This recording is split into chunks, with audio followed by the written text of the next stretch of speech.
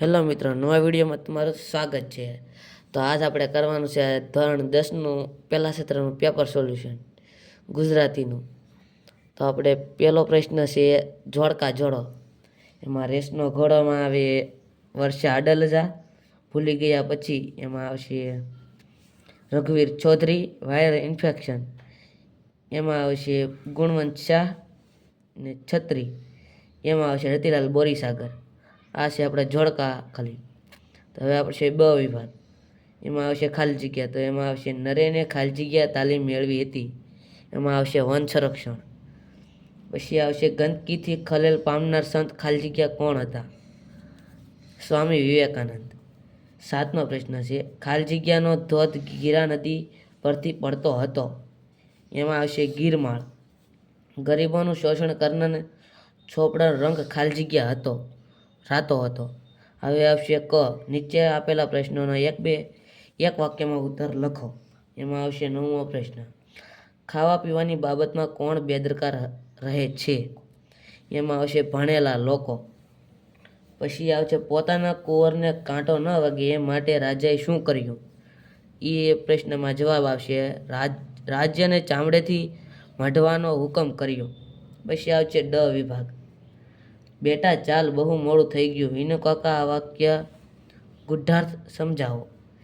એમાં બેટા ચાલ બહુ મોડું થઈ એમાં કહે છે કારણ કે રાતનો સમય હતો એટલે મોડું થઈ ગયું હતું, એટલે એ દૃઢતાથી બોલે છે.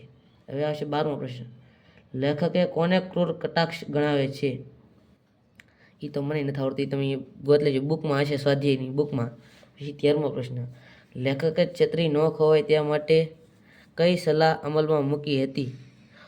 પોતાની છત્રી ઉપર પોતાનું સરનામું, નામ, નંબર લખેલું હતું. એ માટે લેખકને એ સલાહ મૂકી હતી અમલમાં.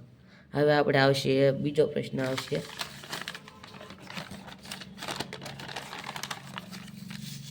હવે આવશે વિભાગ ઈ.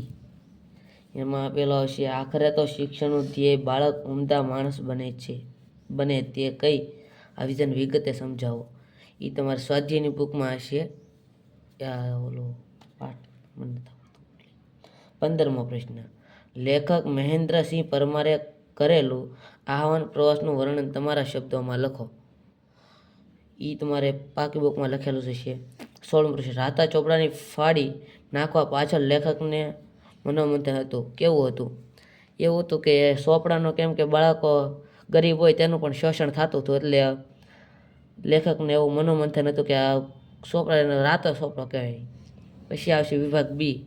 એમાં પહેલો પ્રશ્ન અ છે નીચે જોડકા યોગ્ય રીતે જોડીને ફરીથી લખો. પેલું છે પદ્ય કૃતિ. એમાં આવશે વૈષ્ણવજન. તો તેમાં જવાબ આવશે પદ. શીલવંત સાધુને. એમાં આવશે અ ભજન. દીકરી એટલે ડ ગઝલ. હું એવો ગુજરાતી. એમાં આવશે ગીત. પછી આવશે બ વિભાગ. એમાં પહેલો પ્રશ્ન છે વૈષ્ણવજન વણલોભીને ખાલી જગ્યા છે કપટ રહિત.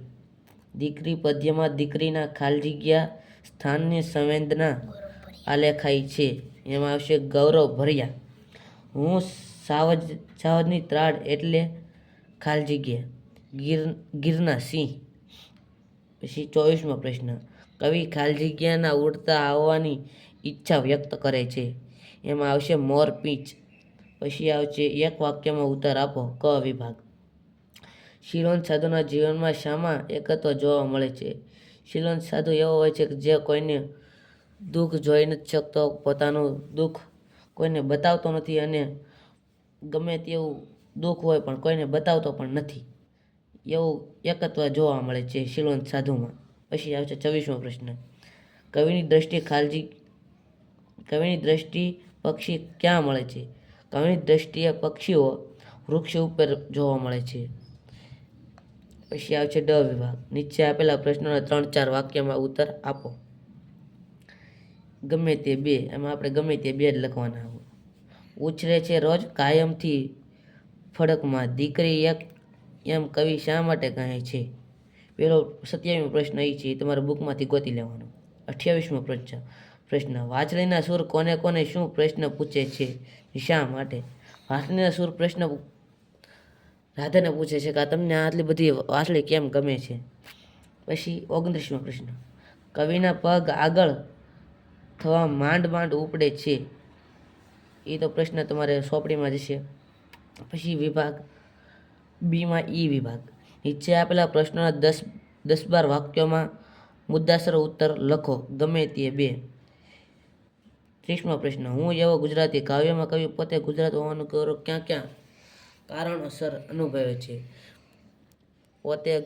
પોતાના દેશમાં ગીરમાળ છે, મહાન મહાન વૈજ્ઞાનિકો છે, મહાન યોદ્ધાઓ છે, મહાન કવિઓ છે, અને પોતાના ભગવાન હોવાનું કારણ બતાવે છે, અને કુદરતી સૌંદર્ય અનુભવનું ગૌરવ કરે છે. શિકારીને કાવ્યનો ભાવાર્થ સમજાવો. શિકારી કાવ્યનો ભાવાર્થ એ છે કે શિકાર કરવો નહીં અને પક્ષીઓને જીવવા દેવા. શિકારી વૃક્ષ ઉપર જવે છે ને પક્ષીને મારવાનું વિચારે છે, પણ એવો અવાજ આવે છે કે તું શિકારી, તું એને પક્ષીને મારશ નહીં. કાવ્યનો આ ભાવાર્થ છે. શીલવંત સાધુ તમે કોને કોને કહેશો તે કાવ્યના આધારે જણાવો. આપણે શીલવંત સાધુ એને કહીશું કે જે પોતાનું દુઃખ કોઈને બતાવતો ન હોય અને કોઈને કંઈ કહેતો ન હોય, અને તે પોતે ગમે તે એક જગ્યાએ રહેતો હોય, તે ગમે ત્યાં ભટકતો ન હોય, એને આપણે શીલવંત સાધુ કહીશું કાવ્યના આધારે. વિભાગ સી, માગ્યા પ્રમાણે જવાબ આપો. એમાં આવશે પહેલો પ્રશ્ન, નીચેના શબ્દોની સાચી જોડણી શોધીને લખો. પહેલું આવશે પ્રશંસા. એટલે એમાં પ્રશંસા પહેલું છે પ્રશંસા, પ્રશંસા, પ્રશંસા. એમાં આવશે ત્રીજું આવશે પ્રશંસા. પછી બીજું છે આશીર્વાદ. એટલે એમાં આવશે આશીર્વાદ, આશીર્વાદ, આશીર્વાદ. એમાં આવશે ત્રીજું આશીર્વાદ. વિભાગ સીમાં હવે 34મો પ્રશ્ન, વી પ્લસ સમ શબ્દની સાચી જોડણી શોધો.